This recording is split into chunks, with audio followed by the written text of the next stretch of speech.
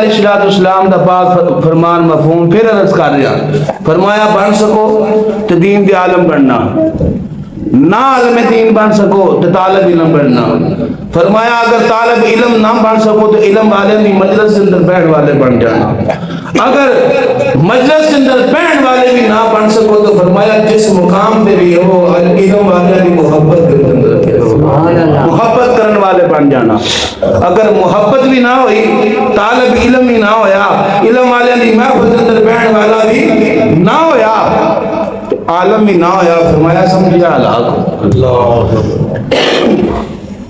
آج اسی کس موڑ پہ کھڑے ہیں؟ کیا اسی عالم نہیں، کیا اسی طالب علم نہیں، کیا اسی علم والے دی مجلس کے اندر بیٹھا لیا نہیں۔ اور افسوس نہ اگر میں جملہ بولا کہ اس کے اندر شک کوئی نہیں کہ اسی علم والے اندر محبت کرنے والے بھی نہیں۔ اور جڑا اشر ساڈا ہو رہا ہے سارے سامنے، نہیں مینوں دسن دی